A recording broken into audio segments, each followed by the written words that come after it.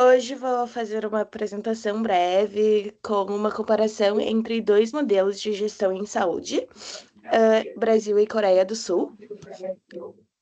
Eu vou fazer um foco mais na gestão de pessoas e como o sistema de hospital se organiza.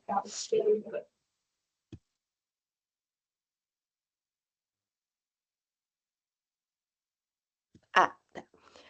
Atualmente, eu estou passando um mês de internato no Hospital de Samsung, aqui na Coreia do Sul, localizado em Tá Seul. dando interferência. Eu acho que alguém tá com o microfone aberto, Patrícia.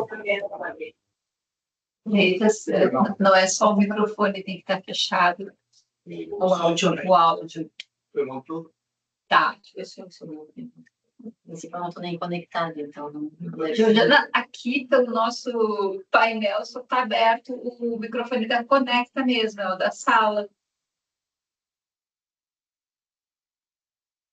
Vamos tentar. Tá bem? Tá, Tá bem? Não, é que tá. eu vi que ela tava falando e tinha um barulho de fundo ali. Sim.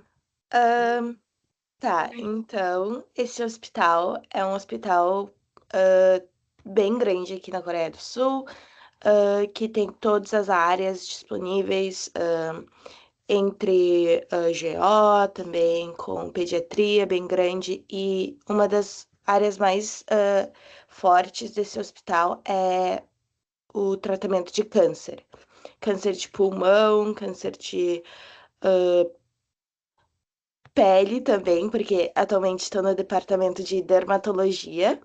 Eles têm bastante cirurgia oncológica e são auxiliados muito pela tecnologia fornecida e sustentada pelo Samsung. Pelos números, a gente consegue ver que é um hospital que tem quase 8 mil pessoas trabalhando dentro, entre médicos, enfermeiros, pessoas da gestão também, e tem 1.766 leitos, que é um número significantemente grande, né? E para poder comportar todo esse pessoal, ele vai precisar de um modelo de gestão bem organizado e eficiente, né? Pode passar. Na Coreia do Sul, a gestão é bastante organizada em torno da organização hierárquica estruturada. Eles têm bastante respeito para pessoas que estão em posições mais altas, também anos de experiência, eles realmente valorizam isso. A cultura coreana também tem um aspecto bem importante na disciplina das pessoas, então as pessoas acabam seguindo regras, protocolos com muita disciplina. E a gente é conhecido como um povo bem eficiente, a gente gosta de fazer coisas com rapidez e não gastar muito tempo em coisas que a gente vê que não está funcionando, né? A gente já parte para o outro plano, então com isso a gente tem bastante eficiência e rapidez na organização. Em grandes hospitais, como o Hospital de Samsung, a gente tem uma equipe bem especializado que eles dividem muitas tarefas entre muitas especialidades, né?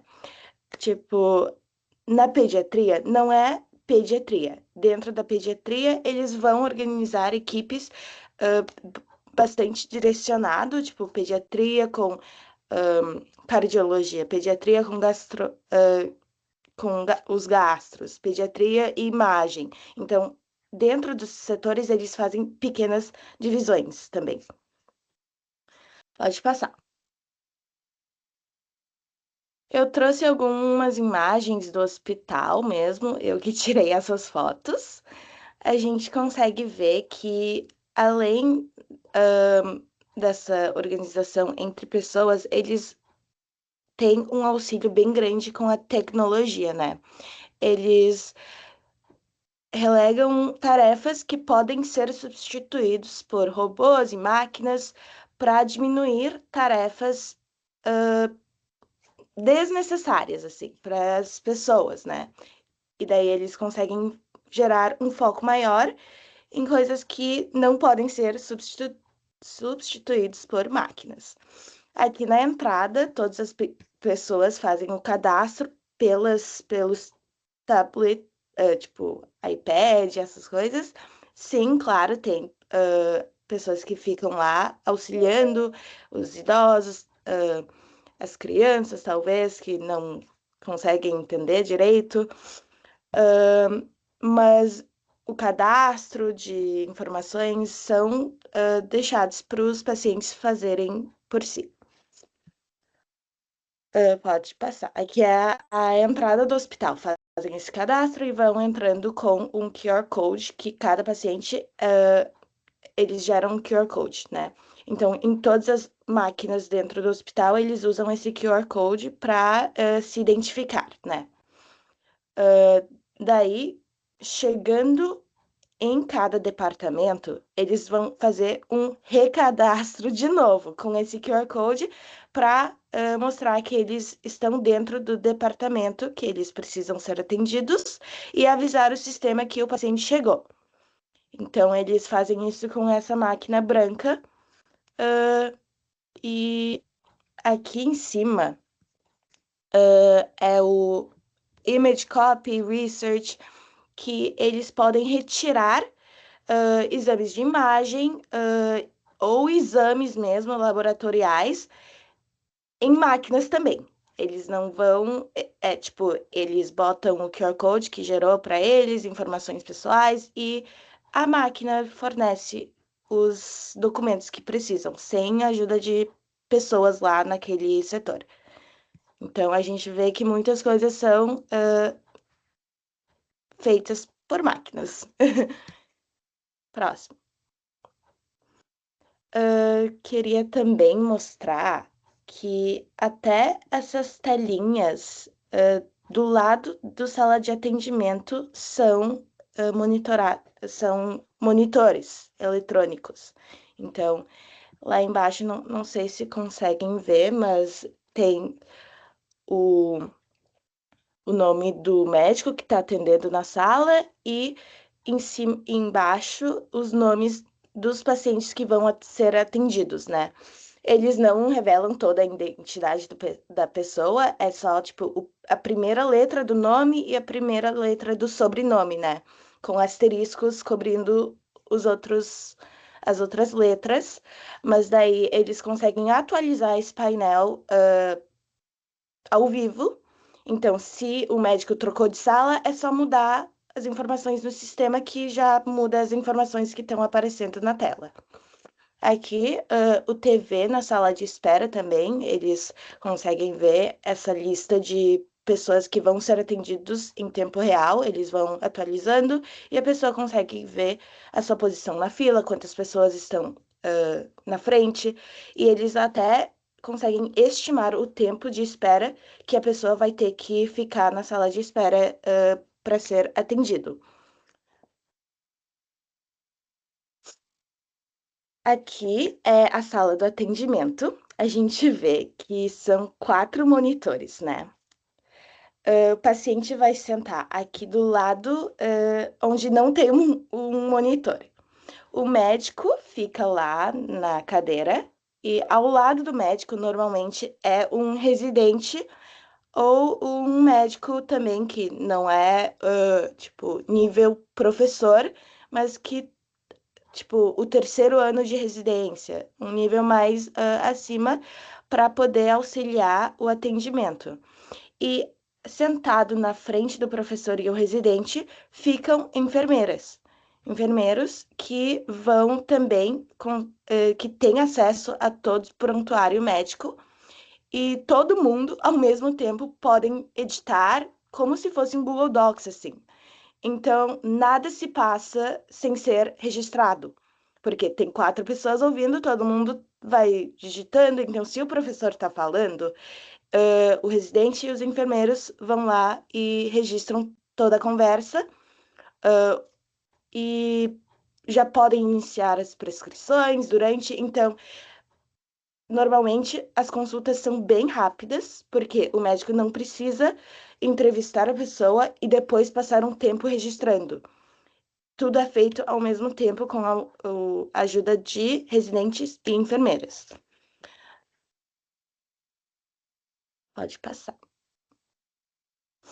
Aqui é o prontuário eletrônico que eles usam. Na Coreia, tudo é eletrônico, não tem nenhum papel, nenhuma ficha de paciente ou o folder assim que eles guardam, é tudo eletrônico. Como eu disse, a pessoa gera na entrada do hospital um QR Code que pode ser usado não para acessar esse prontuário dele, mas se um exame de laboratório foi anexado ao prontuário, eles fazem essa conexão com o código do paciente. Não sei se entenderam, mas o sistema gera um ID único para o paciente, né? E todos os profissionais do hospital, seja em qualquer departamento médico, eles conseguem acessar esse mesmo prontuário. Então, eles conseguem ter acesso ao registro de um médico cardiologista que fez os exames, uma hora antes, daí o médico no departamento de dermatologia já consegue ver tudo atualizado ao mesmo tempo e eles fazem solicitações direto, então é tudo ao vivo, bem rápido, atualizações e Patrícia? Só nesse assunto, assim, uma coisa que eu fiquei curiosa. Aliás, muitas das perguntas são de curiosidade, porque a gente tem vendo outra realidade. Aqui, ali, eu li a questão de interação medicamentosa, alergias. Aqui é comum a gente chegar e ganhar a fitinha no braço, né? Para dizer, é alérgica a tal coisa, tem risco de queda, enfim. Sim. Essas informações não, também.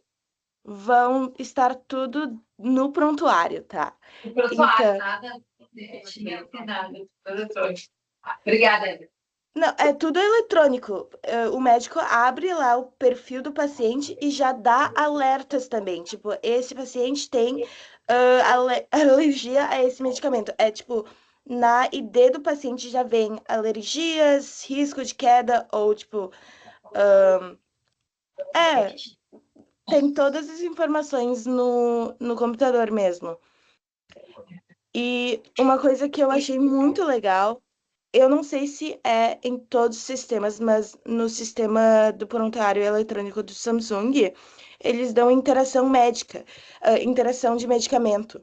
Então, quando o médico vai prescrever, o sistema dá alerta, tipo, esse paciente está tomando esse remédio, tem certeza que quer prescrever esse? Porque eles têm registrado as interações de medicamento, né?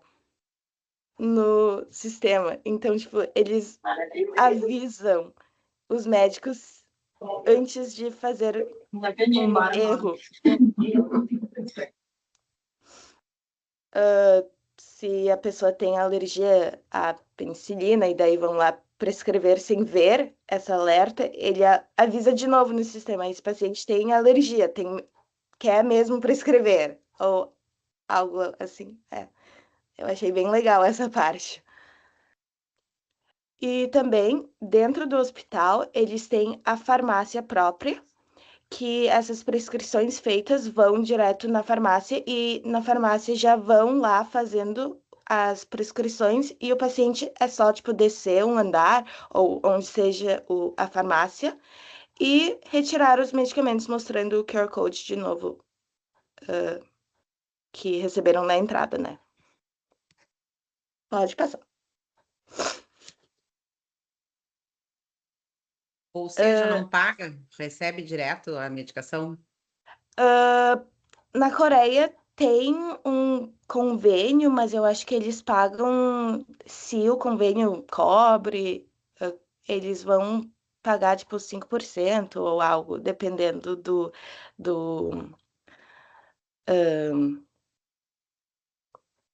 dependendo da cobertura do plano. Essa parte do pagamento já não entendi muito bem. se eles fazem depois ou antes, mas na Coreia do Sul a gente consegue ver que esse modelo de gestão e essa eficiência não existiu desde sempre, né? A gente teve que enfrentar desafios para poder evoluir e criar esse modelo que funciona. Na Coreia, antes da Covid, a gente teve um surto de MERS, não sei se conhecem, mas foi quase que. Oi? Alguém? Não? Foi quase que um surto de Covid na Coreia antes de do surto que a gente teve. Foi em 2015, se eu não me engano. E essa experiência traumática da Coreia do Sul, a gente teve um caminho que abriu para poder enfrentar outros desafios como o Covid. Então, a gente percebe que a Coreia do Sul enfrentou Covid de um outro jeito, porque a gente já foi traumatizadas assim por um outro a MERS, né? E a gente conseguiu ter um plano mais estruturado para enfrentar outras crises. O hospital de Samsung também foi um hospital bem criticado com como eles lidaram com o MERS, então eles desenvolveram uma estratégia bem mais forte na hora de enfrentar Covid, já que foram tão criticados, né, antes. Próximo. O que a Coreia fez na Covid, né? Para eles perceberam que é uma infecção que vai por contato pessoal e aglomeração de pessoas tem que ser evitado. Então, eles decidiram que vão funcionar com QR Code, assim. Todo lugar que a pessoa ia, eles tinham que, tipo, na entrada da porta, eles precisavam registrar a sua entrada no lugar com QR Code. Então, restaurantes, estabelecimentos, qualquer prédio tinha isso, e daí o governo tinha acesso aos passos, assim, da pessoa, tipo, por onde cada pessoa estava passando. Então, quando a pessoa deu entrada no hospital por Covid, todas as pessoas que passaram pelo lugar que essa pessoa passou antes de 23 dias antes, eles foram alertados, assim, digitalmente no celular, tipo, você tem risco à exposição, porque alguém que estava no lugar que você estava está atualmente internado com Covid. Eles davam essa alerta e conseguiram gerenciar um pouco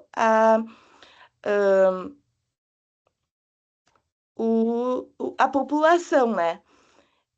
E eu acho que esse modelo veio em resposta à experiência traumática do MERS, né, que a gente não tinha. Então, muitos profissionais já estavam desenvolvendo estratégias para como a gente teria que enfrentar uma outra espécie de vírus, assim, no futuro. E pode passar. Aqui é um exemplo de como eles conseguiram fazer esse aplicativo. Eles conseguem aqui na imagem, no mapa a gente vê os lugares que a pessoa visitou e o azul aqui, o ponto azul seria onde eu estou. Então, tipo, eu estava dentro de um lugar que a pessoa infectada estava ou não. E a gente vê que essa resposta, esse aplicativo realmente conseguiu diminuir um pouco o número de casos confirmados de Covid na Coreia do Sul. A gente consegue ver que a implementação do aplicativo não foi imediato, né? Mas quando foi implementado, já deu uma diminuída nos casos confirmados. Pode passar. Aqui são mais imagens da farmácia que eu falei. Aqui é a farmácia, onde a pessoa vai lá e retira os medicamentos. Eu acho que esse slide poderia ter sido colocado antes, né? Aqui também é uma estação para a pessoa fazer a coleta de dados mais básicos, como pressão, altura, peso, que eles fazem por si mesmo, e com o QR Code tudo já entra no sistema, sem precisar de alguém para registrar, para auxiliar essa etapa. Pode passar. E pode perguntar. Não, eu ia te perguntar aí voltando àquela outra foto ali, tu falasse que aquilo aí é a farmácia, do lado, no cantinho, assim, tem um negócio Sim. quadrado, grande, aquilo é aqueles robôs que traz a medicação em esteira? A pessoa chega assim, e bota o QR Code, por exemplo, da medicação que foi dada lá no Deixa eu consultório lá ver. dos especialistas, e aí a pessoa desce no hospital e vai num lugar assim? Seria assim isso? Não, não, não. Tem pessoas da farmácia trabalhando e eles recebem no sistema, vai entrar um pedido assim. Então, as pessoas que vão lá fazem as prescrições, porque na Coreia, as prescrições eles não vendem, tipo, até pode comprar um Tilenol, como a gente compra na farmácia, mas quando a Uhum. gente compra um medicamento com prescrição, tudo é embalado do modo que eu estou mostrando aqui no slide.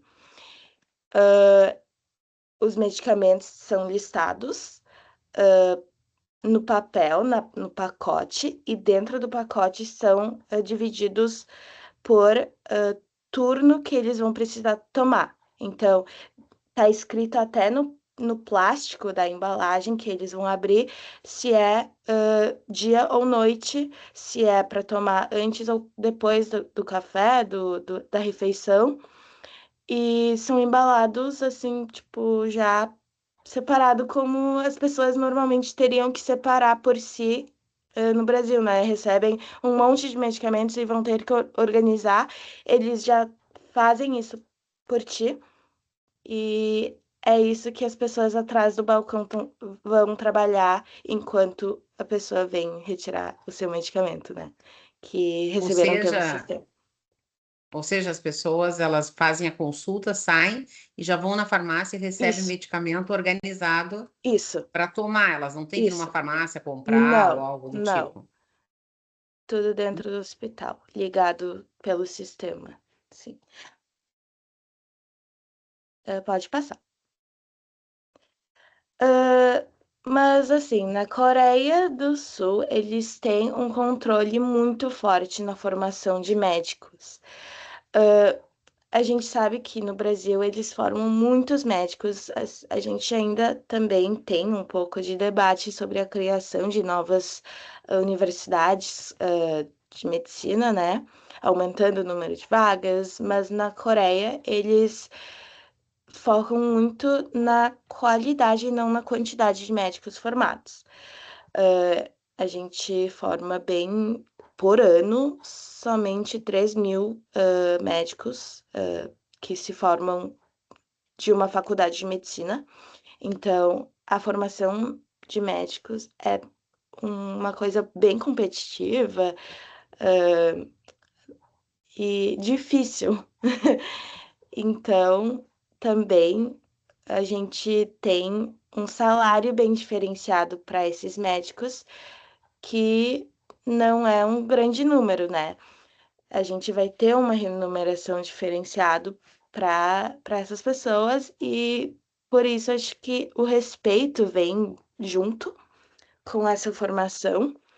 E com isso, dentro do hospital, a gente vê que médicos são pessoas respeitadas por pacientes, por enfermeiros, e é, a gente vê que a quantidade não significa necessariamente a qualidade no atendimento.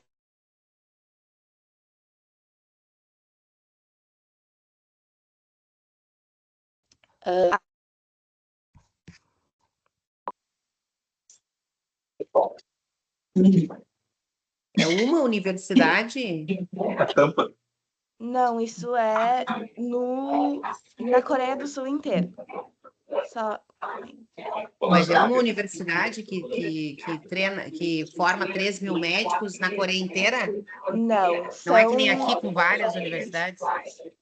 Eu acho que não passa de 50 universidades, tá? Se eu posso fazer o cálculo, vamos ver, 3.000 dividido por... Eu acho que são em torno de 50 universidades, porque normalmente uma turma de medicina pode ter 60 pessoas, então 60 vezes 50, 3.000 médicos por ano, né? Que se formam. Pode passar o slide, por favor. Mas como a gente tem os médicos trabalhando para fazer essas prescrições, diagnósticos, a gente tem um time muito forte de enfermagem no hospital também. E a formação de enfermaria também tem um controle grande. E assim os enfermeiros conseguem também participar muito na papel de gestão e atendimento. Aqui eu trouxe uma imagem de todas as coisas que as enfermeiras que precisam fazer no seu dia. É uma lista de tarefas. Eu vou tentar ver. É tipo, eles são responsáveis para abrir a sala e até fazer o fechamento da sala. Então, tudo começa e acaba nas mãos da enfermagem. E também são profissionais muito respeitados. Até os médicos respeitam, porque sabem a quantidade de tarefas que são alocadas para o time da enfermagem e dependem muito na equipe para poder funcionar, né? Para tudo acontecer. Deixa eu ver. Como a gente viu na sala de atendimento, a enfermagem também consegue fazer auxílio na escrita do prontuário do paciente, no prontuário eletrônico, e as enfermeiras acabam atuando como coordenadoras clínicas, né, no departamento, para fazer qualquer agendamento com o médico, para também dar orientação ao paciente depois do atendimento, se tiveram uma cirurgia, o pós, é tudo com a enfermagem. Elas que vão explicar direito até a prescrição de medicamento, a explicação de como tomar, quando tomar, é tudo feito com a enfermagem, porque também o sistema é muito rápido e eles têm um volume muito alto de pessoas que precisam ser atendidos. Então, os médicos fazem o atendimento, assim, vê mais sinais clínicos, e daí tá, deram um diagnóstico, já passa para o time da enfermagem. E vamos ver. Pode passar. Aqui eu trouxe uma imagem na sala de cirurgia que a enfermagem e o médico trabalham assim bem juntos, bem hands-on, sabe? A enfermagem são as pessoas vestidas com uniforme rosa e o médico com o azul, mas na hora do atendimento, talvez se não fosse pelo uniforme, sendo paciente, talvez eu nem conseguiria diferenciar muito, tipo, a hierarquia, porque médicos e enfermeiros trabalham muito em conjunto. Deixa eu ver. Aqui eu trouxe tipos de enfermeiras que são presentes também, como falei, dentro da enfermagem, dentro de qualquer departamento.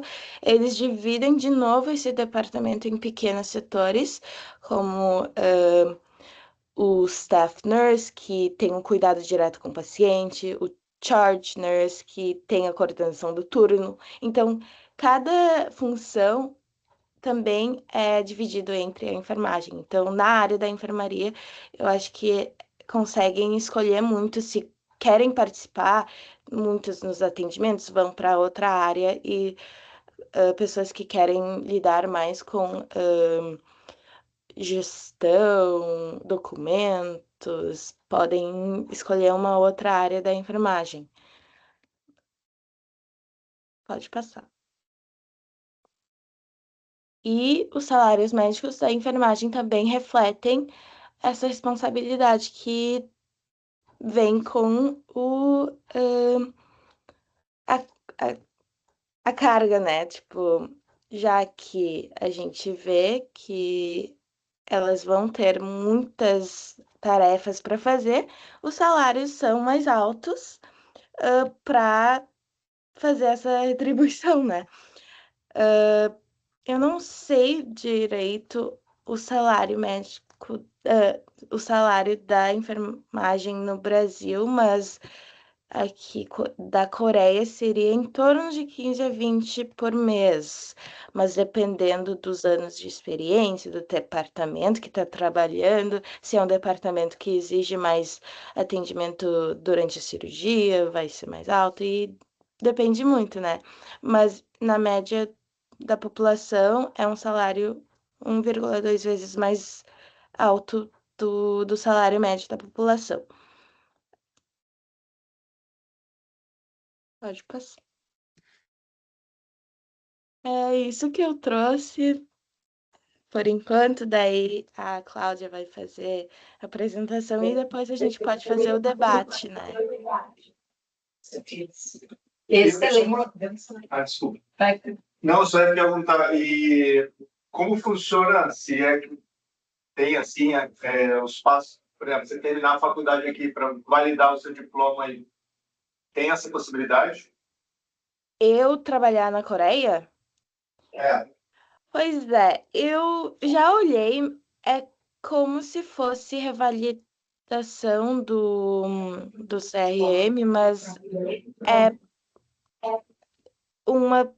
um processo de 5 provas que demanda muito da pessoa, mas existe possibilidade, mas eu já vi que trabalhar dentro do hospital talvez seja difícil, porque eles já têm uma limitação na contratação de número de médicos, então eles tentam contratar pessoas que fizeram residência no hospital, eles têm preferência para o povo deles, assim, que passaram pela formação.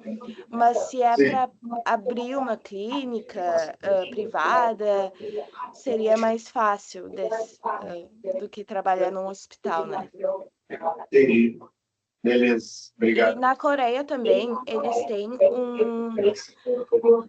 uma regra bem forte que médicos que trabalham dentro do hospital não podem fazer nenhum atendimento fora. Então, a pessoa não vai ter uma clínica privada se for um médico contratado pelo hospital. Mas porque ele tem sim, certo? Ele tem um salário. E o salário, né? Ele tem um salário de ficação no hospital, ele compensa. Tem que o pessoal fala da correria, né? Ali ele fica no hospital. Ali ele fica no hospital. Érica, primeiro, assim, agradecer. Eu acho que tu trouxe muita coisa, e quanto mais eu escutava, mais eu via o quanto que esse momento tem de conexão com aquilo que a gente está estudando no grupo de pesquisa, né? Seja por transformação digital, seja por todo o contexto de liderança em situações mais críticas ou de crise, e principalmente para nos fazer um panorama de gestão de pessoas. Eu acho que tem muita coisa para falar, para comentar, mas eu gostaria de ter trazido mais informações na parte da gestão mesmo, mas eu não tenho tanto contato com o sistema de gestão, então eu acho que ficou um pouco vago. Não, acho que tu traz muita coisa que a gente consegue decodificar, né? Eu acho que a Claudinha tem um monte de coisa para comentar, mas, por exemplo, detalhes, aquela ficha de atribuições da profissional da enfermagem. A gente está falando de gestão de pessoas, né? A gente está falando de orientar o design de trabalho dessa pessoa. Enfim, tem N coisas, mas calma, então a nossa convidada é a pessoa que trabalha, que tem expertise nisso, e aí depois a gente estabelece as conversas, né? Obrigada por estar conosco, por sair do seu post, ficar correndinho aqui, né? Obrigada, professora Patrícia, professora Freitas também que está aqui, a todos os colegas também estão aí nos assistindo. Bom te ver, Érica, bom saber dessa experiência, né? Acho que uma coisa que é muito interessante é pensar que é um hospital da Samsung, né? Então, só o nome já mostra uma quebra de paradigma para a gente, né? No modelo do que são os hospitais.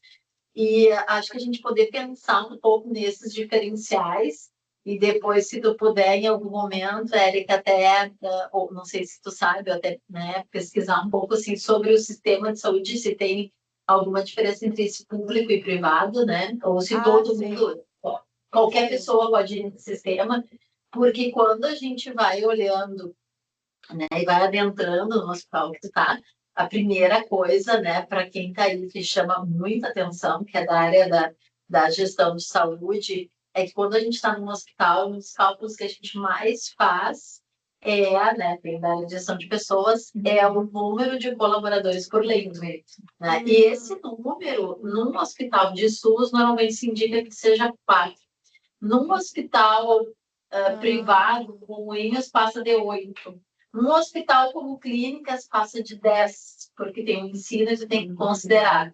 E aí tu chega num hospital de 1.700 leitos, com um número baixíssimo de colaboradores, né? Sim. E aí é interessante porque para a gente entender que o modelo da saúde não é médico-centrada. Isso é uma quebra de paradigma, né? Sim, porque tem a enfermeira no centro desse contexto, enquanto a gente tem um país que aprova o ato médico, né?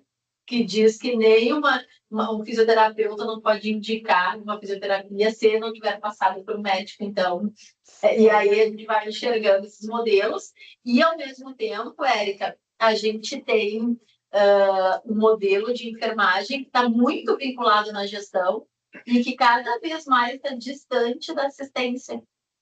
Então, isso também acho que é importante da gente pensar, porque quando tu traz aquele quadro da enfermeira, ela está em todos os... Eu acho que não existe o técnico de enfermagem aí, né? Acho que esse papel não existe, né? Não. É enfermeira em todos os lugares. Isso. E É dentro outra, dessa enfermagem, se a pessoa quer ser mais próximo como a função de técnico de enfermagem, vai se especializar mais dentro da sua formação, eu acho. Não especializado, não sim, que no nosso caso aqui o técnico é quem bota a mão na massa na assistência, assim, na parte sim. Né? Legal. Bom, o que eu fui colocando aqui, até para quem está aí nos ouvindo e pensar um pouquinho, né? Dando um panorama bem rápido, né, da saúde no Brasil.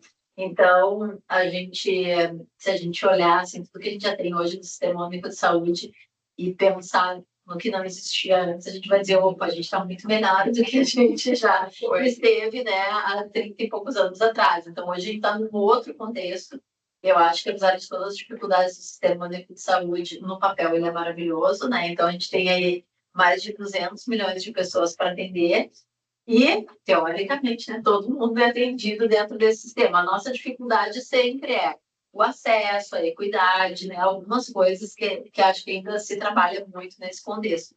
Mas ele é o único sistema que nos atende em tudo, por mais que a gente pense, né, Paty, venho lá no meu convênio, mas a gente é vacinada onde? Tanto vocês quanto alunos, quanto nós, independente da população, a gente foi no Sistema Único de Saúde para se vacinar. Que a gente carrega é a do Sistema Único de Saúde. Então, no final, né, eu acho que o SUS é uma grande mãe, assim, porque ele faz... E hoje, se a gente pensar, ele não atende só os brasileiros, né, ele atende os brasilianos, ele atende os venezuelanos. Então, é uma coisa assim, todo mundo que está no país, de alguma forma, acaba sendo atendido no SUS, né? Então, acho que isso é um diferencial. E ele tem essa base forte, né, no cuidado. Quando a gente olha para mais de 200 milhões de habitantes, a gente tem apenas 25% da população que está coberta por um sistema de saúde privado. Então, né, a gente tem ali, tira 1/4 dessa população, que é bom também para o sistema, né, porque desafoga um pouco, que é quem vai para a área privada. E a gente tem um país continental, acho que isso também é uma diferença, né, Érica? Acho que se a gente pensar na população e na questão da área da Coreia, é uma concentração gigante de pessoas, né, nessa área, né? E aí a gente vê muito essa questão das desigualdades, e isso até aparece, né, como programa, o governo vai fazer um programa, né, pegando nós aqui no Rio Grande do Sul, agora um programa para vacinação, né, e para vacinação da gripe. Para nós, o Sul faz muito sentido, para o Nordeste, muito menos do que aqui, porque o impacto para eles de uma vacinação, né, de uma política pública assim forte, é bem menor. Então, isso aparece, né, também essa questão das diferenças regionais, mas muito forte das desigualdades. Eu lembro que na época da Covid, a gente olhando no estado inteiro, né, a quantidade de intensivista, se tinha um desespero, né, se se abria e fechava UTI quase todo dia, né, então os hospitais estavam um craque nisso. E um colega diz assim, no estado inteiro do Amapá tinham 2 intensivistas. Então, só para a gente pensar, né, do que a gente está falando, porque ainda, como tu trouxeste ali, é absurdo hoje o que a gente tem, né, de formação de profissionais, mas ainda a gente tem algo que é muito complexo, que é essas pessoas que estão se formando quererem ir para o interior, ou ir para essas regiões como o Norte, inclusive Nordeste, e não dá nem para pensar, até que no Rio Grande do Sul, a depender da área, a gente tem dificuldade de ter profissional médico. Então, a gente tem um contexto que é difícil, assim, né? Olhando também por esse tamanho todo do país. E uma coisa que a gente vai olhando dentro disso é como que tu prepara esses profissionais, né? Porque hoje vocês mesmos, depois lá no final, todo mundo é avaliado na mesma régua, quando a gente pega, agora é na MED, né? O tipo de avaliação, mas a gente tem diferenças também nesse contexto de formação, né? E do próprio acesso ao hospital escola, então tudo isso tem diferença. Outras coisas que eu trouxe aqui, né, foi principalmente essa questão do envelhecimento da população. Eu não sei, Érica, como é que é isso aí, né? Que eu acho que já tem isso há mais tempo. Mas a gente começa a ter problemas no país que a gente não tinha um tempo atrás, né? Então, antes era raro a gente ver uma pessoa centenária, agora a gente já começa a ter pessoas centenárias e a gente pensando, opa, né? E com 80, muitas também. Então, tu tem outros tipos e outras demandas que também o serviço público, por vezes, não está preparado para isso, né? E aí, como é que a gente vai também olhando esses contextos? E aí, a gente tem, e eu queria frisar muito isso, né? Quando tu faz a apresentação no hospital e vai trazendo, primeiro, assim, tu consegue ter um número menor, e isso é bárbaro, para pensar num artigo, numa discussão, um número menor de colaboradores, porque, na verdade, tem uma eficiência muito maior do que a gente tem aqui. Se a gente for pensar, como eu tenho muita coisa em documento, muita coisa manuscrita ainda, ou com... É meio bizarro, assim, né? Mas tem hospitais que tu entra e tu conhece bem, né, Erika? Chegou a ter 3, 4 sistemas. E o melhor, um não conversa com o outro. Então, assim, o negócio é bizarro, né? Mas a gente pega a própria cidade onde o nosso curso está de medicina, que a gente conseguiu avançar tem 3 anos para o centro de especialidades ter uma informatização mínima do prontuário do paciente. Que, na verdade, o prontuário não era nem do paciente, e era um prontuário por médico, né? E se ele fosse na mesma especialidade com médicos diferentes, esses prontuários não se conversavam, porque era tudo manuscrito. Então, vocês imaginem, assim, a chance do erro e, ao mesmo tempo, o quanto que eu não tenho de integração, o quanto que eu não tenho nessa eficiência, porque eu tenho que ter muitas pessoas para regularem tudo isso. Então, desde aquele momento quando tu bota a foto, né? Pena que que eu não botei umas fotos aqui. Então, tu bota a foto da pessoa chegando e acessando um totem. Se a gente pegar, gente, né? Um dos maiores hospitais que a gente tem aqui é a Santa Casa. Todo mundo conhece o sistema de ambulancioterapia, né? Ele funciona fortemente no país inteiro. Então, do estado inteiro, tem gente que sai e leva 6, 7 horas para estar na cidade de Porto Alegre, mãe com criança autista, com vários tipos de doenças, faz essa viagem, porque ela tem que estar presencialmente na frente da Santa Casa, né, para marcar a consulta. Ela não vem para consultar, é para agendar a consulta. E aí a gente vai pensar, mas não tem telefone? Veja bem, né? Tantas outras coisas mínimas, assim, porque não está falando em super tecnologia, né? E a gente ainda tem essa dificuldade. Então, quando a gente vai olhando essa questão da eficiência, isso bate muito, porque tu imagina, né, ali pegando bem esse modelo da Santa Casa, quantos colaboradores eles têm que ter nessa linha de frente, primeiro para atender essas pessoas que chegarão para marcar essa consulta. Depois, não se esqueçam que tem que ter o vigilante, vai dar briga nessa fila, tá? Vai dar todo dia da treta nessa fila.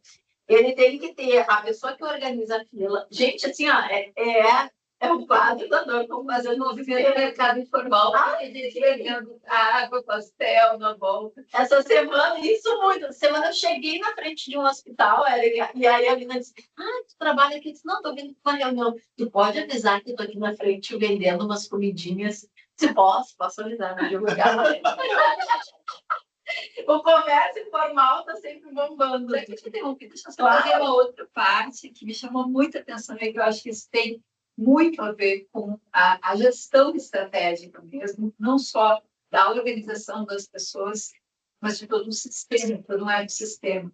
Aquela quantidade de totem, né, das pessoas chegarem, fazerem a própria medição de alguns elementos, enfim, junto com a ideia do envelhecimento, a gente pode pensar na necessidade do letramento digital.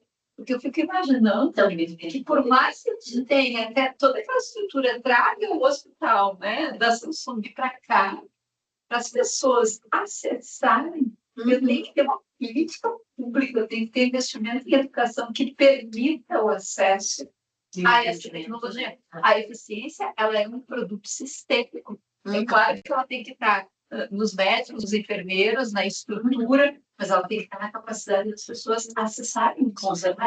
Com certeza. E aqui, isso também seria uma barreira, né? Seria uma barreira. Porque aqui a gente tem muita dificuldade, a gente pode olhar até pelos bancos, né? Hoje as pessoas, bancos que ainda têm a necessidade de ir ao banco, sempre ele pode fazer tudo de forma online, né? Mas por quê? Porque ele tem essa dificuldade, às vezes, do acesso à tecnologia. Uma altura muito grande, uma geração muito adentrada nisso, mas à medida que envelhece, que vai ter que acessar esses sistemas, um investimento. É verdade. Algo que eu não comentei é que os hospitais também têm um aplicativo próprio, tá? Então, quando a pessoa já está chegando ao hospital, mas assim, sendo jovem, que usa mais o celular, que sabe mexer com o aplicativo, eles podem fazer o pré-cadastro na vinda do hospital. Então, já vão entrar no hospital com tudo feito pelo celular. Que legal. Ele já, na verdade, ele adianta a sua atividade toda, né? Sim.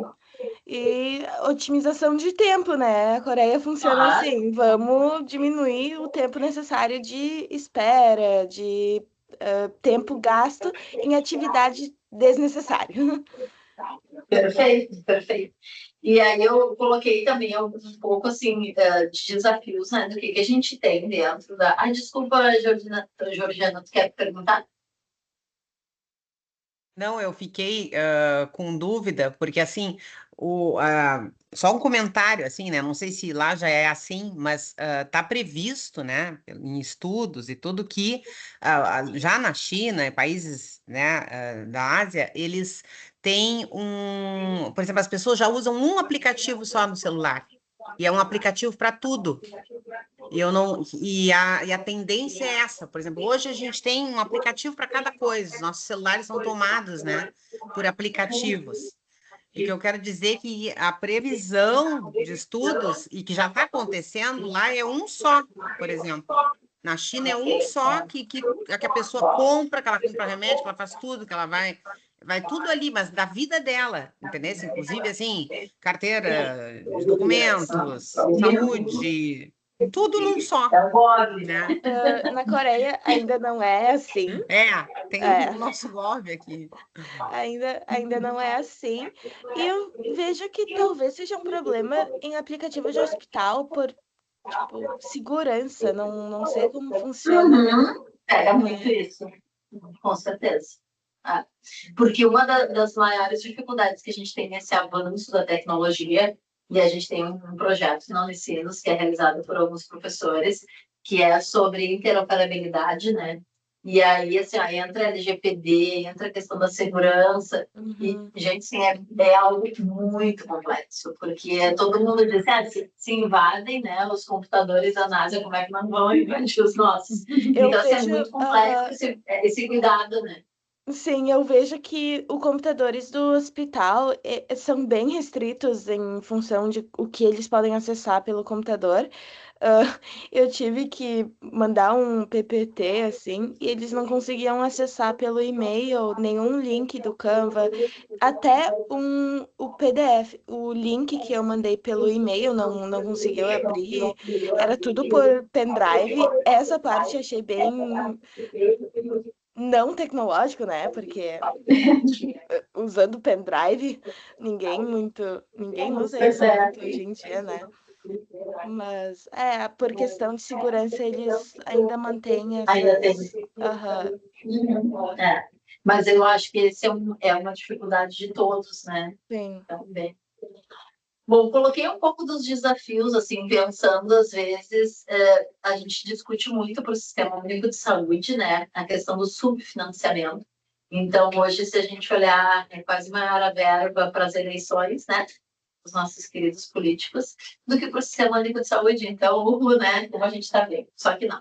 Mas, enfim, né, se vocês olharem lá, esse valor não tem reajuste faz muito tempo. Então, nesse percentual, né, do que vem lá das contas. Lembrando que todo o dinheiro da saúde pública vem dos nossos impostos, então, o percentual de cada dos impostos, e é muita coisa. Então, vai para a União, que repassa para o Estado, que repassa para o município. Então, normalmente, quando o município está numa gestão plena, que a gente chama, esse dinheiro chega direto para o município, que daí repassa para o hospital, que já tem uma contratualização fechada no que ele faz. E aí tem uma outra coisa que hoje é bastante impactante, que o sistema de alta complexidade, né, dentro do Sistema Único de Saúde, vamos, assim, tentando mais ou menos traduzir, é como se a minha alta complexidade, ela representa 10% do atendimento, enquanto que a minha baixa e média complexidade representa 90%. Só que esses dois valores se equiparam, porque o valor da alta complexidade é muito pesado. Então, ele tem para quem está lá, se eu estou lá do lado do hospital, é claro que eu quero que o hospital tenha mais alta complexidade, porque o valor repassado, ainda que seja do Sistema Único de Saúde, quando eu penso no paciente oncológico, no paciente transplantado, no paciente que vai fazer hemodiálise, é infinitamente maior. Então, a gente tem essas dificuldades. A gente tem ainda no Sistema Único de Saúde já andando, né, há muito tempo e muito melhor, mas ainda tem essa fragmentação nos níveis de atenção. Então, quando a gente está lá em São Leopoldo, pega um paciente numa unidade básica de saúde da família, ele foi lá, é a região dele, ele tem um acompanhamento médico de família, ele faz tudo isso. O médico de família vai lá indicar preciso que ele faça uma consulta com o cardiologista. Nossa, a consulta pode ser 1 ano, 2 anos, ou quando Deus quiser, porque, né, às vezes eles pedem o número do telefone, já que também não era informatizado. Uma outra coisa, gente, que é muito surreal, que muitas vezes a gente não tem ideia, é o quanto que as pessoas trocam de número de celular. Para mim, isso é surreal, porque eu sempre tive só esse número. Então, se a pessoa, né, me contatou há 10 anos atrás, o mesmo número. Isso não acontece em comunidade, tá? As pessoas trocam, assim, por motivos vários, não sei dizer, mas trocam. E, então, tem essa fragmentação, e aí tem um outro ponto, inclusive, dos profissionais, e a Érica deve ter visto um pouco isso aqui, que é a Patrícia está lá, ela é médica de saúde da família, ela mandou, a Cláudia atendeu, e a Cláudia é especialista. Bom, o que seria o correto? A Cláudia faz o atendimento, descreve tudo que ela viu, faz toda a orientação. Então, eu tenho uma referência e uma contra-referência. Por quê? Porque esse paciente tem que voltar para a Patrícia dar sequência nesse atendimento. E muitas vezes isso não acontece, né? Aí o paciente que conta, fui, e aí fui. Né? É isso que tu vai saber.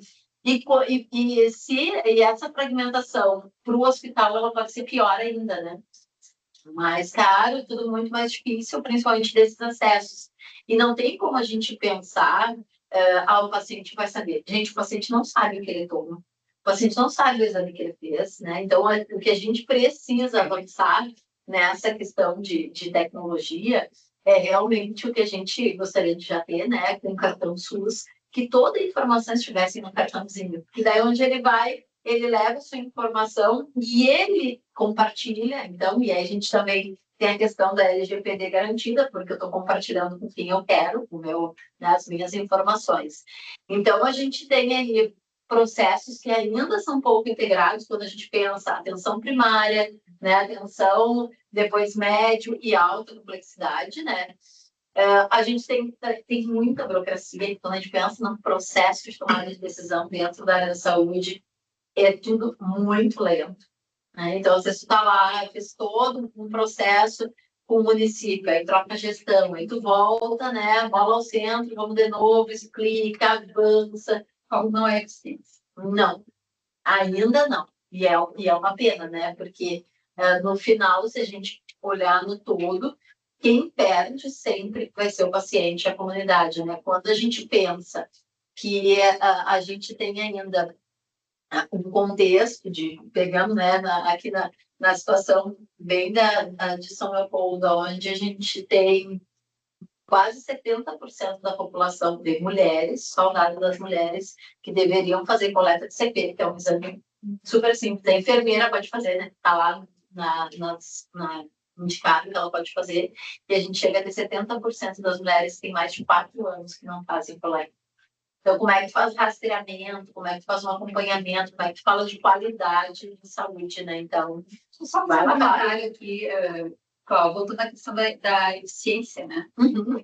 Aqui eu acho que mais do que justifica e mostra a intersecção de áreas de conhecimento que é gestão em saúde, o quanto que se estuda desde logística, da gestão de pessoas, né, até tecnologia da informação, a gente sabe como isso, que é de sistemas, e que precisam conversar, dialogar com esses saberes, eu vou botar assim, da saúde, médicos, de assistência, de enfermeiros, para poder gerar mais eficiência, né? Então, mais uma vez trazendo aqui por que esse grupo hoje é tão importante.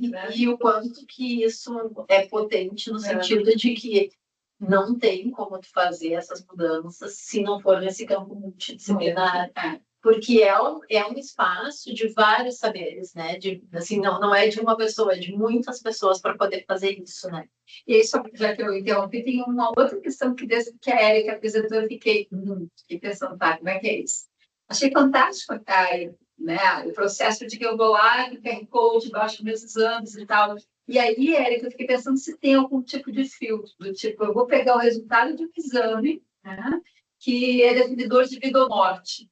Há essa filtragem desses exames, eu sou acompanhada de um profissional, porque assim, tem muita coisa legal nessa tecnologia, mas ao mesmo tempo, e como tudo, né, ela tem que conversar com esse campo humano.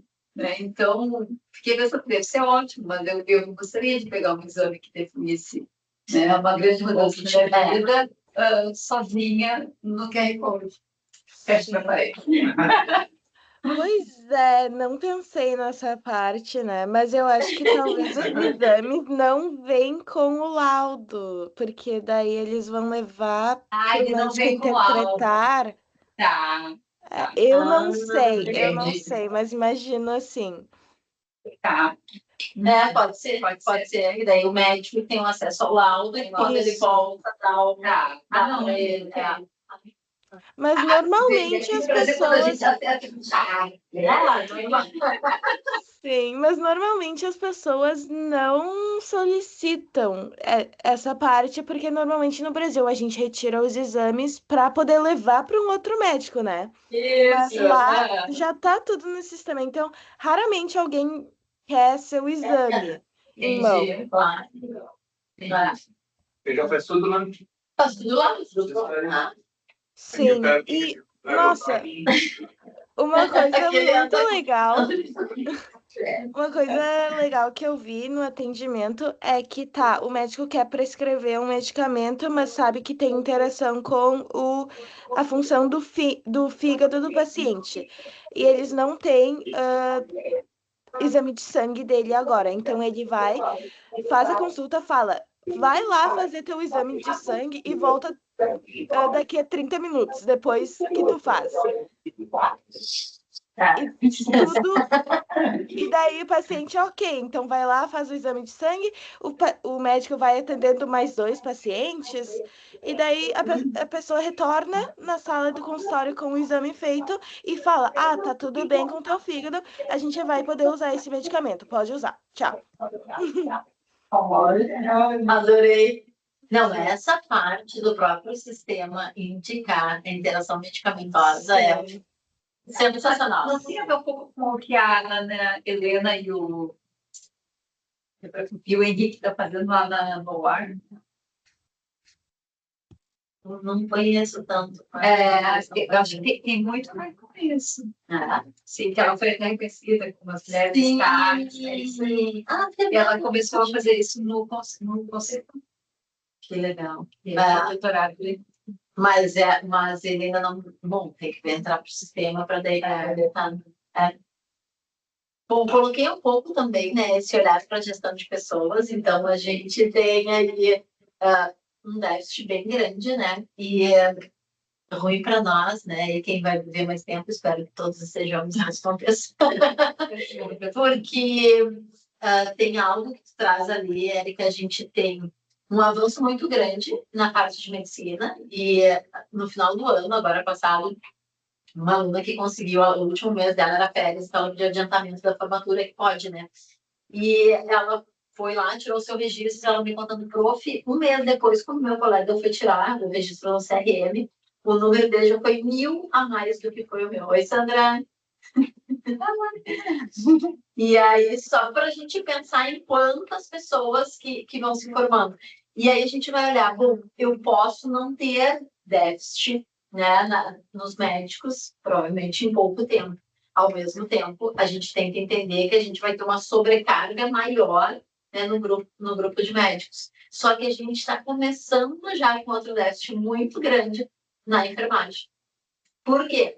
Um tempo atrás, tu chegava numa aula, né, e perguntava, tinha várias pessoas que queriam fazer o curso de enfermagem. Se a gente olhar, a gente tem, inclusive, uma questão geracional. A gente, quando a gente vem no Anchieta, ou no Farroupilha, ou em outras escolas aqui da cidade para fazer, normalmente aquela palestra, né, e perguntar, que curso vocês querem fazer?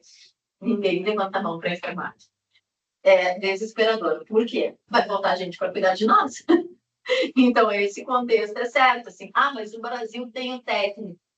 Ainda assim, é difícil, né? Então, eu acho que o que a gente vê? Tem uma má distribuição nesses profissionais.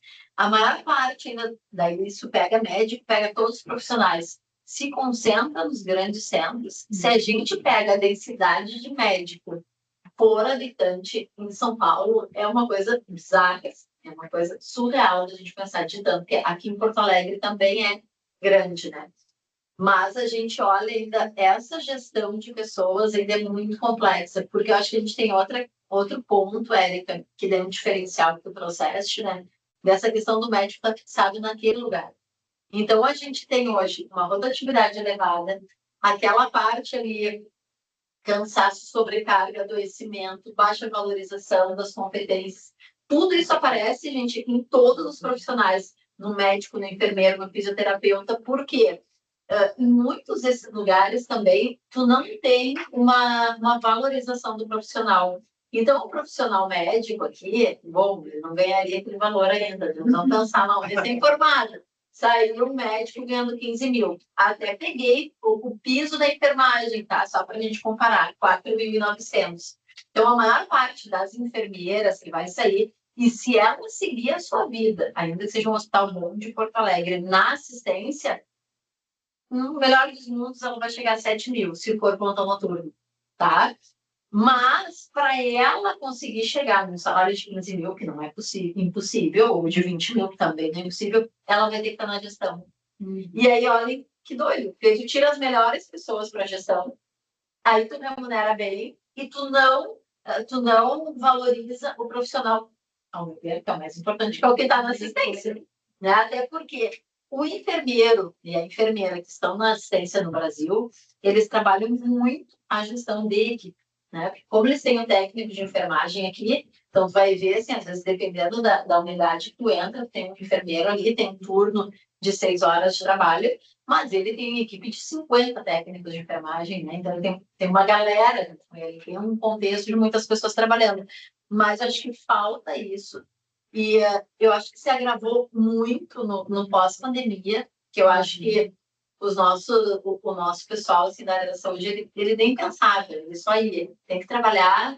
Eu lembro de profs, assim, principalmente médicos e médicas, né, que estavam assim, distantes da família há 6 meses, porque estavam trabalhando, não se sabia se iam contaminar ou não. Aí tem o vô, tem a avó, tem o filho pequeno, não viam, né, os seus familiares, porque ficavam assim naquela coisa de não pensa e trabalha, né? Então era uma coisa assim enlouquecida. E aí tem o rebote disso também, né, Paty? Que é hoje assim o que a gente tem dentro da área da saúde de adoecimento dos profissionais, gente, é algo muito, assim, é muito assustador, né? Porque eu acho que não tem outra palavra para dizer. Mas eu vou até um pouquinho além, assim, curiosamente, o primeiro artigo que eu publiquei, mal, foi uma egressa da psicologia, onde a gente investigou a depressão em enfermeiros. E, pô, eu tô falando, gente, da década de 90. Sério? Sério. Na década de 90, eu acho que, na verdade, pode ser 2000, assim, um pouquinho esse artigo. Faz um monte, porque ainda hoje é um artigo assim, volta e meia, vem com alguém falando, claro. E era exatamente assim. Então, o que eu quero trazer? Também tem um elemento que é. Hoje eu estou falando essas duas palavras muito aqui, mas eu acho que é isso mesmo, que é sistêmico e que passa por política pública, por educação. Né? Desde a própria questão do status, do valor que comunica a sociedade do que é um enfermeiro. Então, como é que eu vou conseguir mudar isso se a gente está numa sociedade que não só hierarquiza, o problema não é nem a hierarquia, o problema é reduzir o valor só a lugares únicos. Sim. Então, quando eu tenho uma leitura de que todo valor está, por exemplo, em ser médico, eu coloco ali uma dinâmica de poder que tem outros desdobramentos, inclusive em questão. Claro. Não, Paty, eu achei sensacional o que a Érica trouxe nesse modelo da enfermeira. Fiquei imaginando, Érica, como é que os médicos aceitam isso. Claro que o modelo está constituído, acho que não é algo negociável, e daqui a pouco, para eles, é até algo legal, né? Mas aqui isso é impensável, de tirar o poder do médico, né? E dizer que é a enfermeira que vai mandar. A gente até brinca, no final é ela quem mais manda, porque ela que fica no hospital primeiro. Mas lá, quando a gente pensa ali no, né, o que está colocado, é o médico ali que tem essa responsabilidade, né? Então é interessante. Mas eu acho que a gente tem. O médico valoriza muito as enfermeiras, que eles falam até para os pacientes, tipo, isso é com as enfermeiras, assim, vai lá falar com elas, e dão muita confiança. Que legal. Não, que legal, e ao mesmo tempo que empoderamento, né, que é dado, assim, porque tu vê, daí faz muito sentido tu ter um grupo de médicos menores, né, porque tu vê que boa parte do cuidado tá com elas, né. Exato, e na sala... Opa, pode falar. Não, é que me ocorreu uma outra questão. A gente está o tempo todo aqui falando com o médico, a enfermeira, e tem um recorte de gênero que é indiscutível, né? E eu queria saber se também é assim na Coreia. Porque nós temos muitas médicas, aliás, mais médicas do que médicos no Brasil atualmente, tá? Sim. Mas a gente ainda continua falando do médico e da enfermeira, e eu sou prova disso, que até agora eu estou falando. Como é isso aí? Sim. Também predomina médicos. Sim, muito, muito. Eu acho que no departamento é só enfermeiras. Só enfermeiras, não tem enfermeiras, né? Não vi no departamento de dermato, não. Pô, Érica, e o melhor é a enfermeira de rosa e o médico de azul. É igual, gente. Sim. Olha, muito legal. Mas olha, assim, eu quero falar que o respeito que eu vejo entre médico e enfermeira é uma coisa que eu enxerguei diretamente no departamento de dermatologia do Hospital de Samsung, tá? Eu não sei se isso aplica para todos os departamentos Uhum. do hospital, mas o funcionamento, assim, geral, é tudo igual, mas o respeito realmente não sei se aplica, mas eu acredito que sim, porque é um povo mais. Como que fala? E que respeita É uma muito cultura. essas hierarquias quando é aplicado, né, no sistema. É só Perfeito. isso. Bom, eu estou quase terminando já, Paty. E pensando assim um pouco também aqui para o nosso, né, o que a gente olha para o nosso país e que a gente entende como um processo que tem que melhorar, né? Então, a gente poder trabalhar essa informação qualificada, acho que o Ministério da Saúde, junto com o Ministério da Educação, faz fortemente esse movimento, né, de preparar em toda a área da saúde profissionais para o Sistema Único de Saúde. Então, claro que eu falei, a saúde suplementar hoje é 25% mais ou menos do atendimento, mas o Sistema Único de Saúde é muito forte. E aí, para a gente pensar nessa gestão eficiente, né? Então, a gente pensar nessas lideranças, né? Cada vez mais qualificadas, porque uma coisa que aparece muito aqui dos profissionais da enfermagem é eu me formo, muitas vezes, assumo um cargo de liderança, mas assim, não teve quase nada, não teve nada, não teve nada, tem uma disciplina que é gestão do ambiente de saúde, uma coisa do setor de saúde, né? É uma disciplina. Então, zero, né? E aí, o que eles vão fazer? Vão ser lideranças dentro de uma unidade. Então, é uma dificuldade. A gente poder trabalhar mais a parte de processos, porque eu acho que isso falta muito quando a gente entra nos hospitais, a gente vê muito isso, né, Erika? Quanto problema ainda, quanto dificuldade a gente tem, porque o processo não está claro, tu não tem um POP bem desenhado, tu não tem um fluxo de como isso acontece. Então, quando eu estava no passado com um grupo de alunos na Espanha, e ela começou a mostrar os fluxos dentro do que a gente pode entrar no centro cirúrgico. E ela começou a mostrar aquilo, eu disse, meu Deus, isso é o sonho de qualquer hospital. Porque aqui é fluxo cruzado o tempo inteiro, tá? É coisa limpa, coisa suja. E a gente sempre mexe que no Brasil, né? O povo é multiresistente, né? Porque, sério, não tem como pensar como é que o povo não pega mais infecção, porque é muito, né? Assim, é muito desafiador. Depois a gente tem uma cultura, eu acho, cada vez mais desse de todo o tempo está se desenvolvendo, está melhorando, né? Teve um hospital na nossa grande região aqui de Porto Alegre, né? Da grande Porto Alegre, que a gente foi fazer uma capacitação de desenvolvimento, não dá nem para dizer que era liderança, era o primeiro curso de atendimento ao cliente, bom atendimento. E aí teve algumas pessoas que disseram, eu trabalho há 20 anos no hospital, há 30 anos no hospital, é a primeira capacitação na minha vida. Eu fiz misericórdia, né? Então, assim, né? O quanto que a gente já tem de déficit nesse sentido. E a gente conseguir levar para os nossos colaboradores, porque assim como tu trouxeste ali, né, Erika, tem todo aquele processo de mostrar as competências, o que o enfermeiro tem que fazer, né, quais são as responsabilidades, a gente também tem isso, né, a maior parte dos hospitais tem desenvolvido lá todo, né, um mapa de competências, claro que a gente tem de tudo, tá? Deixa eu brincar assim, Sandra, não é tão bom quanto se tem na universidade. Não, eu tô aqui rezando para não cair dentro do sistema hospitalar, que horror. A gente já se assusta, né? É assim, a gente tem Bom, Freitas, a gente escuta isso e eu vendo o depoimento da colega que está na Coreia e tudo mais, né? Parece coisas muito elementares, assim, que a gente ainda está um passo atrás, né? E aí a Patrícia trouxe essa questão cultural, né? E eu fiquei pensando assim, a primeira coisa que eu pensei foi na questão de gênero, vou te confessar assim, e da própria origem da formação, né? O assistencial está muito ligado à figura feminina e O a cuidado, né? educação, o local de educação, de excelência, está muito associado à figura masculina.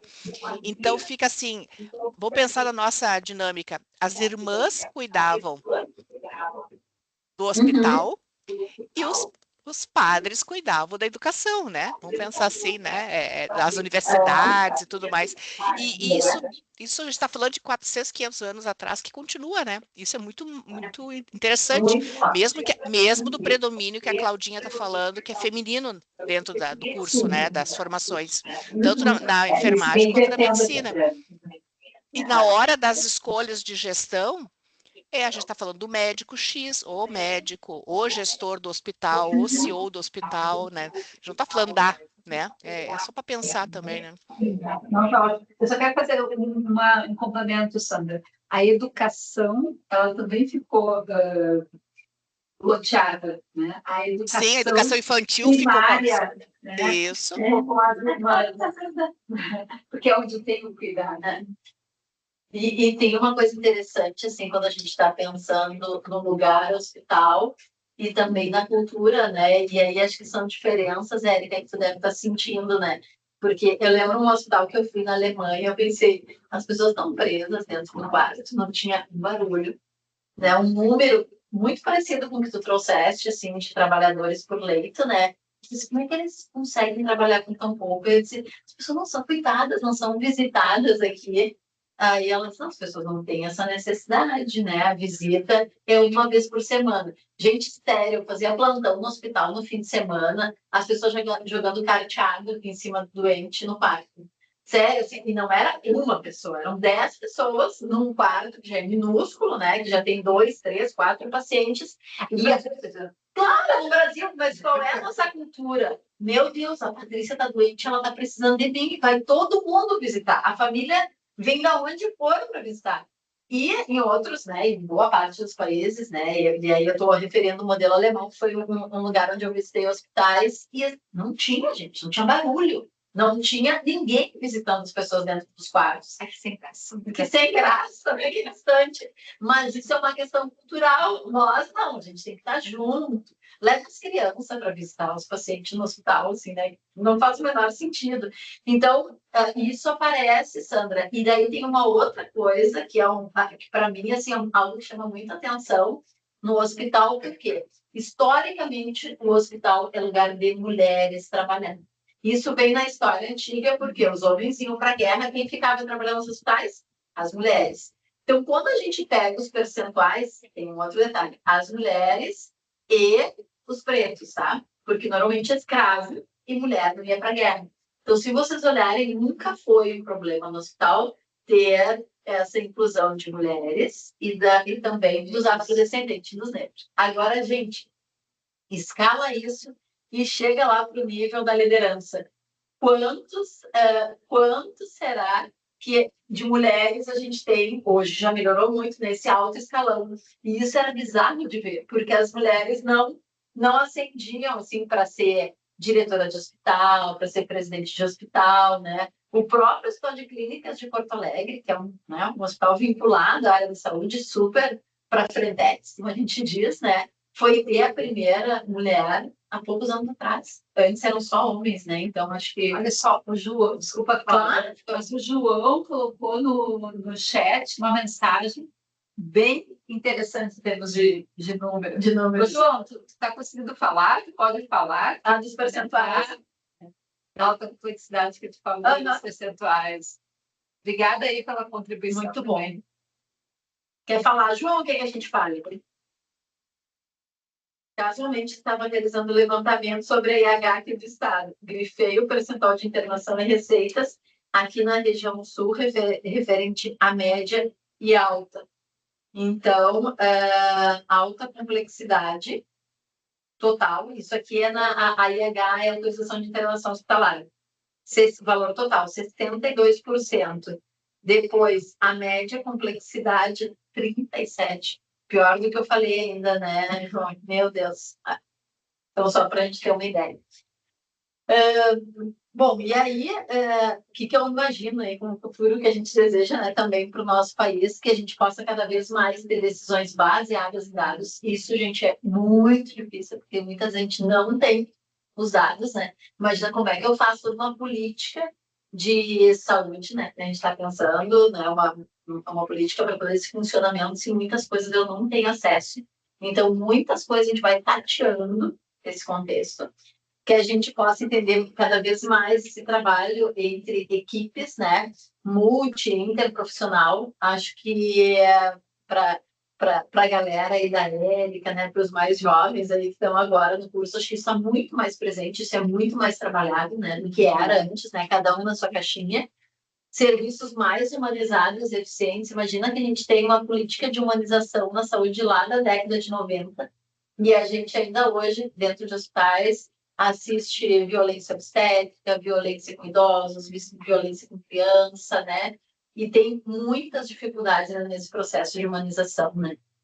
E a gente poder trazer essa inovação como rotina e não como uma exceção, né? Então, porque tem muita coisa sendo, assim, criada, desenvolvida, né? Você falou, Luiz, o quanto que a saúde precisa, né, da área de tecnologia, de computação, mas, ao mesmo tempo, como que a gente escala isso, né? Como que eu pego essa tecnologia, levo ela para o Sistema Único de Saúde, como isso vai chegar no OBS, como isso vai chegar no Meias de Vento, né? Então, como que a gente consegue levar essa inovação, que às vezes são coisas simples, né? Quando a gente está pensando em atendimento de pacientes, em cuidado, em saúde, né? Então, falta muito.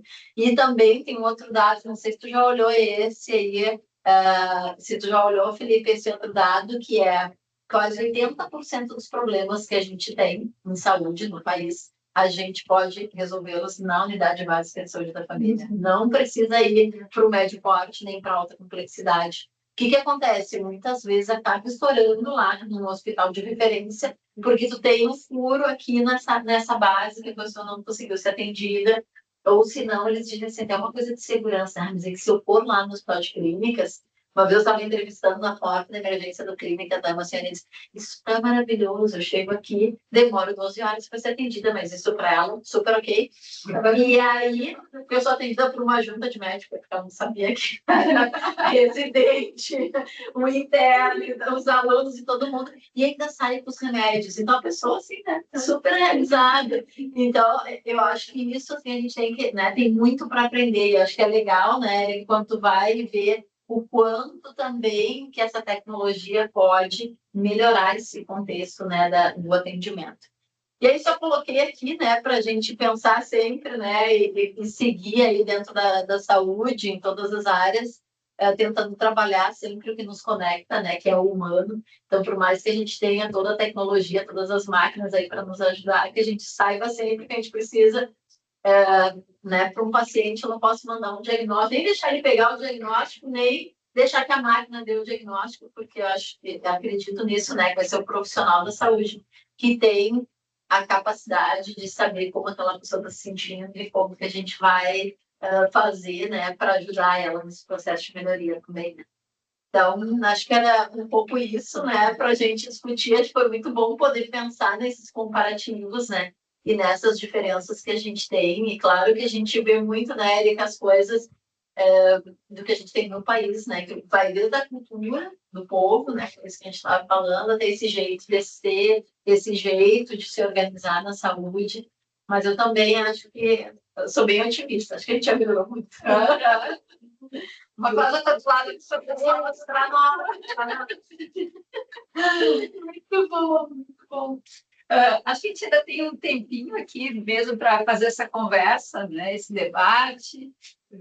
E gostaria de saber, eu acho que o João Felipe está ali colocando mais uma imagem. Deixa eu só fazer uma pergunta, que agora fiquei com uma certa curiosidade, Claro. assim, como a Cláudia, ela tem eu não sei a Érica aí, na experiência dela aí na Coreia, mas aqui a gente tem um sistema público e privado, né? Como é que tu avalia, porque vamos pensar, os nossos alunos, eles circulam nesses vários ambientes, né?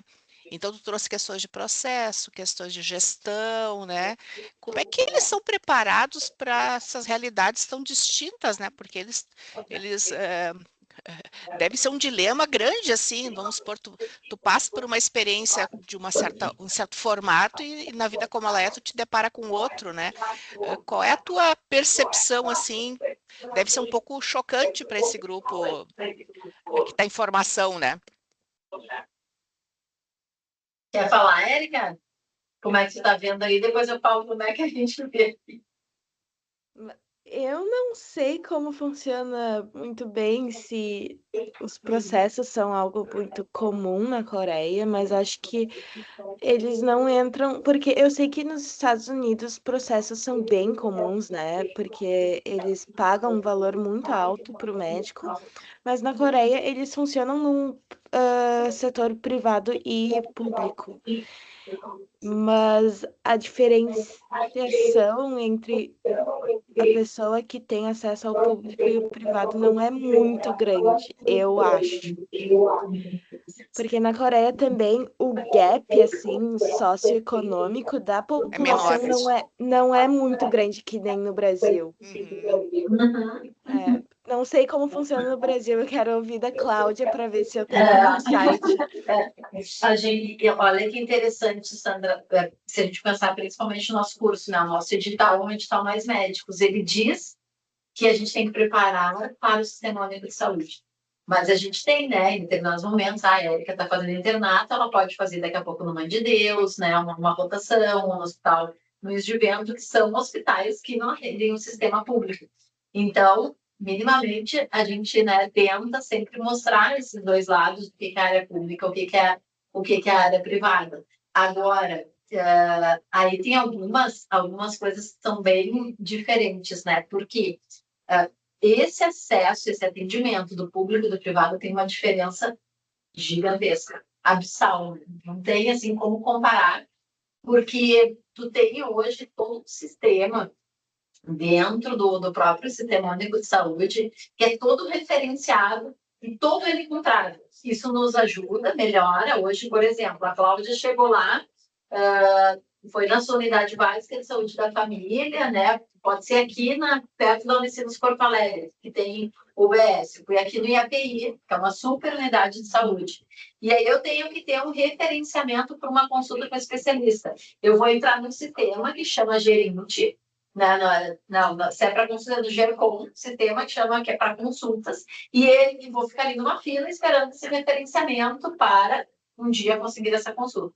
Se eu precisar de uma internação, eu vou para o Gerinte, que é esse sistema que vai tentar um leito em algum lugar, né, dentro do que se tem, porque no sistema público a gente tem um que se chama hospital próprio e hospital conveniado. Então, quando a gente pensa assim, hospital de clínicas, Hospital Conceição, HPS, eles são hospitais que são próprios do sistema. Próprio em que sentido? Está vinculado ao município, à União ou ao Estado. Quando a gente olha, por exemplo, a Santa Casa, que atende muito Sistema Único de Saúde, o que a Santa Casa tem? Ela é conveniada para atender o Sistema Único de Saúde. Então, 60% da sua capacidade deve ser para o SUS, os outros 40% é para convênios. E um dá o equilíbrio para o outro também, porque a questão do valor ele é um valor bastante defasado. E aí, para os alunos, o que é importante? Que ele saia conhecendo um pouco desses dois sistemas, né? E aí, eu acho que hoje ainda tem, Érica, um outro intermediário, assim, que está atravessando isso, que eu vou chamar de um pseudo particular, tá? E aí a Érica daqui a pouco vai lembrar desse modelito que anda por aqui, que são as clínicas de consultas. Então, são clínicas populares que pagam um valor abaixo para os médicos, né? Mas daí tu está lá, está recém-formado, está precisando. Aí, em vez dele ir num lugar onde ele pagaria, sei lá, R$300 numa consulta, ele vai chegar lá e vai ter uma consulta por um valor médio de R$50, R$80. Então, são valores menores. Ele é uma pessoa que não tem a condição de pagar um plano de saúde, ou a sua empresa não dá, porque se a gente olhar desses 25% mais ou menos que tem acesso a plano de saúde, eu acho que mais de 80% são planos da sua empresa. Porque também manter um plano de saúde no Brasil, tu sendo pessoa física, né, tu comprar isso individualmente também tem um custo muito alto. Então, isso é importante também, né, da gente saber. O Felipe segue contribuindo, dizendo, olha, vale a pena dar uma olhada nos dados da OCDE. Sobre as condições das internações. E uma outra coisa aqui, daí tem um link, Coreia, Ásia para a saúde. Que legal. Também tem, Felipe, todos os dados da Agência Nacional de Saúde Suplementar, que todo mundo pode ter acesso a todos os relatórios anuais, onde fala da saúde suplementar no Brasil, todos os dados e todas as informações. E tem também, no Ministério da Saúde, a gente tem acesso a todos os dados, número de leitos, os valores que foram investidos em cada uma, daí na área pública, né, no Sistema Único de Saúde, quantos leitos a gente tem, porque hoje tem um sistema que funciona bem no país, que é o acesso ao CNES, que então é, né, um cadastro nacional que a gente tem de todos os profissionais da área da saúde. Então, a Patrícia é psicóloga, eu sei aonde ela está em cada lugar, com que carga horária também que ela tem. E daí começou a aparecer as pessoas que trabalhavam 80 horas por semana, né? Então, e não descontaram, não descontaram, mas tinha uns com 120, tá? Tinha de um tudo. Porque essas não tinham 3, 4, né? Como é que a gente diz? Carteira assinada, enfim, e outros processos. Mas eu acho que a gente... Hoje, nesse contexto, Érica, aqui, olhando para o sistema de saúde, para a faculdade também, né, Sandra? Eu acho que a gente prepara o aluno muito mais para o sistema público, né, para essa realidade do sistema público, do que para o sistema privado. Mas pensando no quê? Eu acho que é muito mais fácil ir do público para o privado do que para o privado para o público, sabe? Porque tu tem um acesso muito melhor, tu tem equipamentos melhores, tu tem uma condição de atendimento melhor. Quando a gente olha hoje para o nosso contexto do curso, a gente acha que ter essa multiplicidade de campos também, que a gente circula, né, também amplia o olhar do aluno. Que não é assim, eu trabalhei no hospital de clínicas. Quando eu trabalhava lá, eu imaginava, né, foi meu primeiro lugar de trabalho, eu pensava que todo hospital tinha uma gráfica. O clínicas tinha uma gráfica gigantesca. Quando eu fui para o Mãe de Deus, eu perguntei, onde é que está a gráfica? Já não tinha gráfica. Daí, fica pensando como é que é o modelo. Quem está no hospital de clínicas, que é, né, todo mundo tem esse acesso, assim, de informação, é considerado um dos melhores hospitais públicos do país. Então, ele é uma super referência, junto com o de São Paulo, são os top, né? Em acesso, em todo cuidado, em pesquisa, né? Então, acho que eles são super diferenciados, mas não é a realidade que a gente tem na maior parte dos hospitais públicos, né? Então, também acho que isso é importante comentar. Bem, acho que a Georgiana. Não, tá bárbara a exposição de vocês. Eu queria fazer uma pergunta para a Érica e depois outra, comentar com a Patrícia aí, outra questão. Érica, o hospital, tu mostrou a foto dele, tu mostrou bem essa coisa física, né? E mostrasse que eles são atendidos pelas equipes e tudo mais. O nível visualmente, o nível de limpeza, organização é top ou é mais ou menos, assim? Como é que tu vê? Eu acho muito top. Muito top, então. É um lugar Tá. agradável de estar. Ótimo. Outra coisa que eu queria comentar, que eu fiquei passada, né? Realmente esse negócio da cor do uniforme, porque as enfermeiras tudo de rosa e o médico de azul, né? Então, assim, é uma coisa, porque a maioria das enfermeiras são mulheres, elas usam rosa, ou se entrar um enfermeiro homem, ele vai usar rosa? Eu acho que eles podem mudar e também as enfermeiras saindo da sala da cirurgia, o uniforme é verde. Ali era no bloco, assim, E também dentro do bloco eu já vi residentes que são médicas usando o mesmo scrub da enfermeira. Tipo, eu acho que eles deixam muito liberal. Então é uma coisa geral, não é uma coisa... Não, Sim. E outro ponto, assim, que me chamou muita atenção e que realmente é um horror, né, gente? Se a gente for pensar, é o nível que tu estavas colocando dos salários, né, dos profissionais, não na Coreia, mas aqui no Brasil, que tu estavas trazendo. Por quê? Porque tu imagina assim, um enfermeiro, 6 mil reais, 7, sei lá, né? E a pessoa tem que fazer um esforço para ir para o nível de gestão, sair da sua especialidade para poder crescer e concorrer num hospital, né? Eu tenho uma sobrinha que fez um caminho também nesse sentido. Ela fez enfermagem, se tornou supervisora da Santa Casa, das farmácias da Santa Casa. Mas ela tem todo um negócio técnico sensacional e eu fui vendo que ela foi fazendo um caminho para ser supervisora. Por quê? Porque aí ia ter um ganho melhor naquilo ali, sabe? Então, assim, muito triste isso, né? Porque a gente tinha que valorizar essas especialidades. É muito triste isso. E às vezes até para além da questão do próprio salário, a própria qualidade no trabalho, né?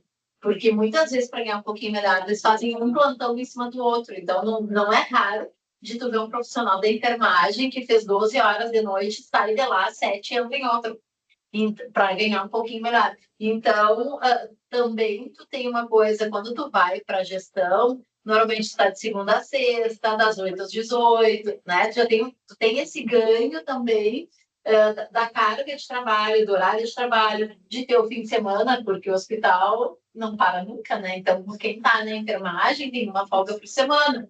E um domingo por mês, que é o que diz a regra, né? Obrigatoriamente. Então, também tem esses pontos que aparecem. Sim. Sim. Não, e outra coisa que eu queria só contribuir.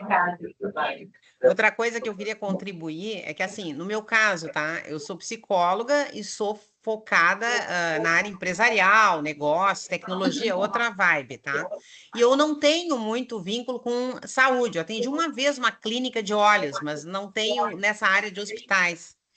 E como existe espaço aí, Patrícia, para nós, da universidade, da academia, nessa outra frente, favorecer e ajudar essas organizações, né? E às vezes, talvez, ter que ter um espaço maior para essas organizações também abrir esse espaço para verem o que podem ser ajudados, entendeu? Eu diria assim, porque talvez não tenho noção, né? Dessa junção, que poderia ser uma coisa legal, né? Mas aí, já que a gente se encaminha. Fala, Érica. Algo que eu queria comentar, que eu lembrei agora, é que eu perguntei para um dos residentes se eles tiveram cadeira de gestão na medicina. Ele disse que não tiveram, tá? E eu fui pesquisar e vi que várias faculdades não disponibilizam a cadeira de gestão na medicina. E talvez essa área é oferecida na cadeira de enfermagem. Então, eles confiam muito porque sabem que a formação foi diferente nesse aspecto também. Sim. Bem, então eu ia comentar que a gente já estava se indo aqui para o final e a tua questão, Georgiana, encontra uma fala que eu ia fazer. Né? Primeiro, assim, já agradecer a Cláudia por ter cuidado da especialidade, mas eu olhava assim, a televisão canta eu, Cláudia Freitas. E nos slides da Cláudia, vocês devem ter reparado que estava lá Nelfico. Né? Por que eu estou puxando isso? Porque a nossa experiência tem sido um pouco diferente, Georgiana. Né? Muito do nosso braço de gestão na saúde, ele vem de experiências e de trabalhos feitos via NEL em praticamente todos os hospitais, né, aqui da região. Então, sim, tem espaço, sim, a gente vem desenvolvendo em todos os campos, gestão de pessoas, gestão, o Freitas trabalhando na questão da transformação digital, trabalhamos com turmas de doutorando na questão. Opa, acabou a bateria. A gestão da saúde também, né, Cláudia? Então, a nossa experiência é um pouquinho diferente. Eu acho que, sim, a gente vê os hospitais e áreas da saúde buscando ajuda. Isso dentro da universidade está pelo fortalecimento dessa ideia interescolas, né? Saúde, gestão. Então, vamos ver se a gente com isso consegue avançar. E que legal, eu só ia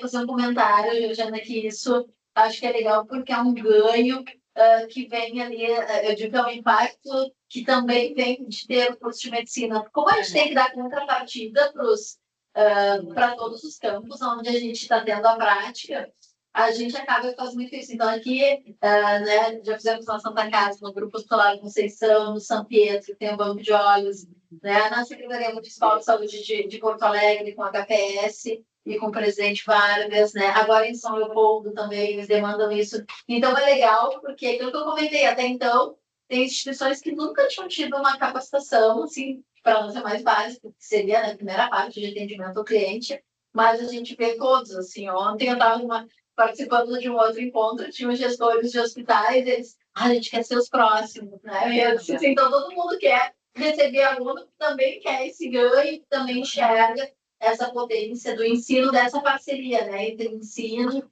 e o hospital e o lugar que está recebendo os alunos também. Acho que é bem legal.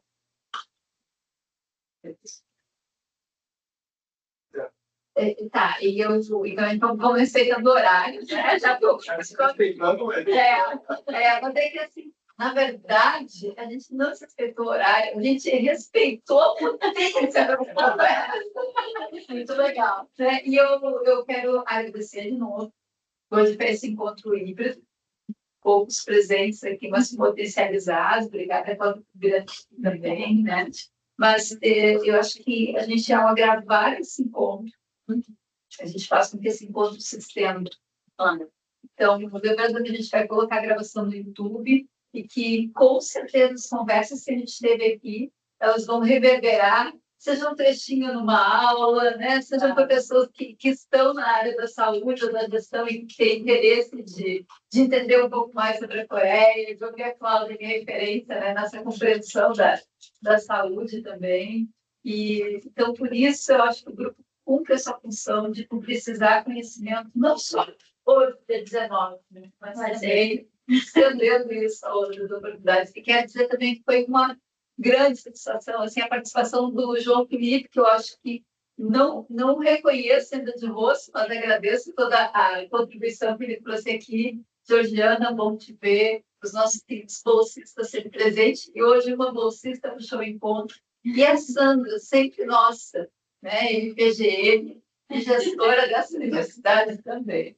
Então, muito obrigada, Luiz, pelo esporte inicial também. Olha lá,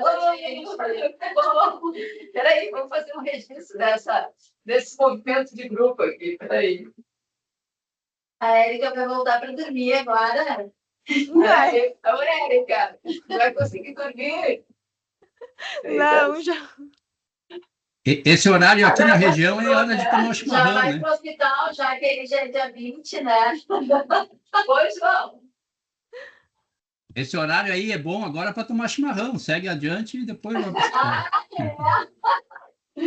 Gente, muito, muito obrigada. Uma grande satisfação. Obrigada, Érica. Beijo, gente. Boa noite. Tchau. Muito obrigada, querida.